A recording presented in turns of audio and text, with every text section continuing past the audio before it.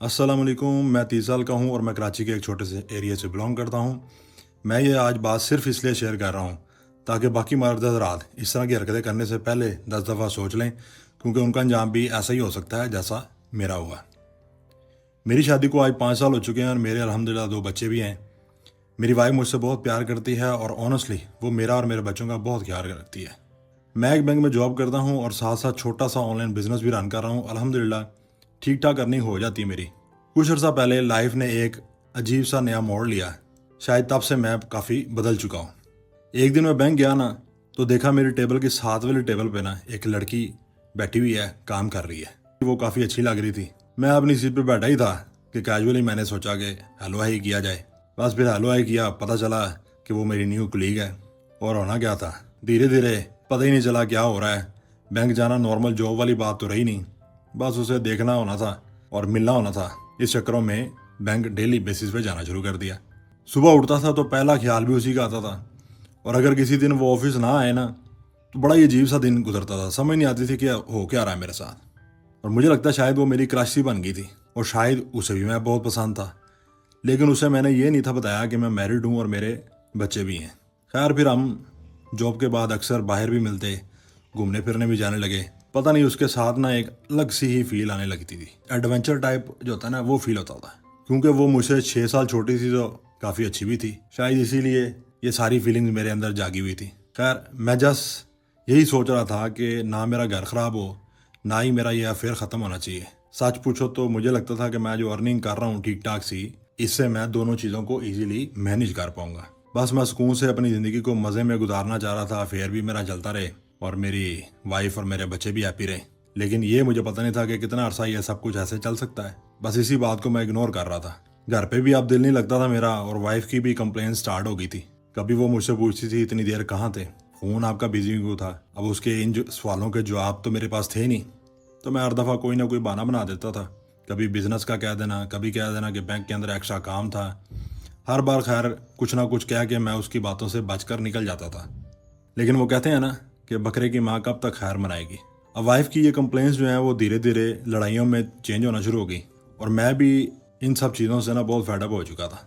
फिर बस एक दिन हमारी बहुत बड़ी लड़ाई हो गई, और गुस्से में आकर मैंने उससे कह दिया कि मेरा अफेयर है, वो तुमसे ज़्यादा मेरा ख्याल रखती है, तुमसे ज़्यादा मुझसे प्यार करती है। बस ये बातें सुनने के बाद मेरी वाइफ बिल्कुल खामोश हो गई। फिर अगले ही सेकंड उसने चप्पल उठाई और मुझे मारना शुरू कर दिया। वैसे ही फिर लड़ाई चलती रही और बाद में वो आहिस्ता आहिस्ता ख़त्म हो गई। लेकिन नेक्स्ट डे मैं फिर नॉर्मल ही हो गया, और जॉब पर मैं ऐसे चला गया जैसे कुछ हुआ ही ना हो। शायद मेरी क्रश भी उस दिन जल्दी आ गई थी जॉब पे, और जल्दी जल्दी में मुझे लगता है वो मेकअप करना भूल गई थी। उस वक्त जब वो मेरी टेबल के सामने आई ना, कसम से 5 सेकंड में मेरी सारी फीलिंग्स खत्म हो गई। सच बोलूं तो कुछ सेकंड के लिए तो मुझे लगा कोई और लड़की आके मेरे सामने खड़ी हो गई है। जब वो बोली तो मुझे फिर पता चला कि ये वही लड़की है। फिर उसी वक्त मुझे अपनी बीवी याद आ गई।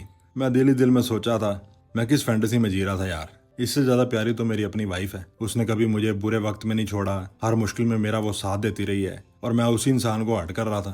खैर उसी वक्त मैं बैंक से सीधा घर आया और वाइफ से सच में अपने सच्चे दिल से माफ़ी मांगी। मैंने उसे कहा कि जो भी मैंने किया है ना, उसका मेरे पास कोई बहाना नहीं है, कोई आर्गूमेंट नहीं है, लेकिन मैं इतना वादा ज़रूर करता हूँ कि तुम्हारा दोबारा ये ट्रस्ट कभी ब्रेक नहीं करूँगा। बस फिर वो मुझसे शायद बहुत ज़्यादा प्यार करती थी, इसलिए उसने मुझे माफ़ कर दिया। लेकिन मुझे उस दिन सच में समझ आ गया था, अब कोई एक्स्ट्रा एंटरटेनमेंट नहीं करनी, सिर्फ फैमिली पर फोकस करूंगा, बच्चों पर फोकस करूंगा। ये एक्स्ट्रा मैरिटल अफेयर्स को मैं सोचूंगा भी नहीं। मेरी वाइफ की वो चप्पल अगर ना पड़ती ना, तो शायद मैं वापस भी ना आता इस रियलाइजेशन पे। वाइफ की उस चप्पल ने ना सच में मेरा दिमाग बिल्कुल ठीक कर दिया। उसके बाद मैंने सारे कॉन्टैक्ट ख़त्म कर दिए उस क्रश से, और तब से सिर्फ वाइफ और बच्चों के बारे में ही सोचता हूँ और उन्हीं का ख्याल करता हूँ। मुझे अपनी ही गलती से समझ आ गई थी, अल्लाह ने मुझे बहुत बचाया है, वरना मैं अपनी ज़िंदगी की सबसे बड़ी गलती कर लेता। शायद इस एक्सपीरियंस से किसी को कुछ समझ आ जाए या कुछ सीखने को मिले। बस मैं इतनी सी बात करना चाहता था।